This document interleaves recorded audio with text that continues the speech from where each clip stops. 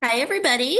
I wanted to just show you where to record flex hours, or I should say where to find the tutorial for how to record flex hours. And I wanted to just give you a brief overview of what actually counts as flex. The reason I'm doing this is not because this information doesn't exist anywhere or that we don't have workshops on how to do this, but it is one of the top questions that I get pretty regularly. And I want to make sure that you know always where to find this information. So I'm on the home page for MiraCosta. I'm going to show you one way to get to this. There are others, but this is the one I use. I go to the A to Z index in the top right corner, and then I click on P for PDP. That's our professional development program. And then I scroll down to that. And the homepage here has some good information, including the current flex schedules in terms of scheduled activities. It also has some stuff that gives you an idea of like what more flex could be. And it also provides the associate faculty deadline for PD hours, which is really important because there is a different deadline for associate faculty and full-time faculty. Associate faculty record by semester, full-time faculty record by academic year. You can either click on the PDP website on Canvas or MyFlex portal. I'm going to click over here on MyFlex portal. Either one will take us to the Canvas page. So PDP, Flex, etc. has its own Canvas page, Canvas site that links you everywhere you need to go. It talks about what Flex is and how to record it. But here's what I really want you to see. It's how to record a flex activity, okay? I'm not going to show you how to do this because Erin has already done that. I'm pointing you towards the video so you can watch this in case you are unsure. Most continuing faculty know how to record flex, but if you're brand new or you haven't done it in a little while, some folks who maybe taught 2 semesters ago and are coming back, you might just need a refresher, and that's okay. The next thing I want to show you is stuff that counts towards flex. So you'll see all sorts of things listed on there when you go to choose an activity. And I just want to be really clear that almost anything counts as flex if it is enriching you as a professional in some way. Okay, so advising and mentoring students outside of your regular paid office hours. Whether we're full-time or we're associate faculty, we do have, for the most part, paid hours to meet with students. But we regularly go over those paid hours. And if you do that, you can count those as flex. You can also count collaborating with other faculty.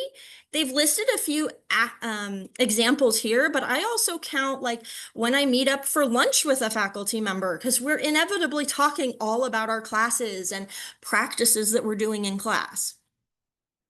Attending community and cultural events. So I want to be really clear, this is also very broad. You might, for example, attend a concert in the concert hall. That's flex. If you were to attend the career fair, that's flex, okay? That's wonderful. Conferences and presentations, this can be a little wiggly depending on if you're full-time or associate. So if you are ever in doubt of whether this counts, please make sure you ask PDP. If you are an associate, it absolutely counts. Going to the conference every hour that you're there, preparing for it, writing it, submitting your proposals, all of it. For full-time faculty, there's, ask PDP. Sometimes I have heard myself, for example, well, if you're there during normal working hours, you're getting paid anyway, so why would you count that as flex? And I get that. So I don't typically, as a full-timer, count the hours I'm at the conference as flex.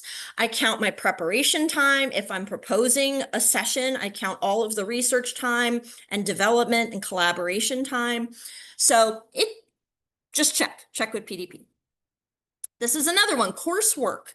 If you are using the coursework to advance on the salary schedule and you have used MiraCosta funds to pay for that, you can't advance on the salary schedule. You can't double dip, so to speak. So you can use MiraCosta funds to take a course, like PDP funds to take a course, so long as you don't use the course to advance on the salary schedule, okay? Then that's fine, that's flex. Or you can go ahead and take the course yourself and pay for it and advance on the salary schedule. Okay. But if you're using it ever, regardless of who pays for it, to go on to the salary schedule, eventually you're getting paid for that. You're going up on the salary schedule and you're getting paid. So you shouldn't count it as flex. But again, always ask PDP. They can help. Curriculum can count. Associates, you're not required to do curriculum work. Full-timers, we are, but to a certain degree. There is stuff that counts as flex. Reading, pretty much reading period, full stop, counts, but it's anything that really contributes to you as a professional. It might be reading a book to prepare for a class that you think maybe this could work. It could be doing our campus reads. It could be, reading something a friend gave you that they're like, hey, this relates to your class. Wonderful. Staff development trainings that are not mandatory and are unpaid. Okay, there are actually a lot of those. There are very few mandatory trainings at MiraCosta College. Therefore, pretty much any other training you opt into could be considered as flex. And if you don't know if it's mandatory, please ask. Finally, associate faculty, this is really important, and even full-time faculty who may serve on more than one committee. Associate faculty, there are only a few spots on committees at the campus that are compensated for associate faculty. I have a whole lot of negative things to say about that, but I will right now. I will say, if you serve on a committee or more than one committee, that time you spend is flex eligible if it's not being compensated. Full-time faculty, if you're somebody like me who, for whatever reason, decides they're going to serve on more than one committee. I'm in a small department, so oftentimes I end up sitting on different committees because one of us is needed, okay? I do count those additional committees as flex because I'm already meeting my governance requirement. I'm already meeting that contractual obligation that I am paid for every week. So anything above and beyond that, I do count as flex. Again, if you have any questions, please ask PDP. They are the experts on this. I'm not pretending to be an expert. I'm hoping to just unpack this a little bit for you. This tutorial already does some unpacking, but I wanted you to know where to find this so that flex doesn't have to be so confusing. We really are blessed here at MiraCosta to have tons of flex activities and opportunities, but they can feel overwhelming at times because there's always so many. So just understand that you're doing things all the time that count as flex. And the more that you can record those, the better, because you want to capture all the really great things that you're doing. Good luck and happy flexing.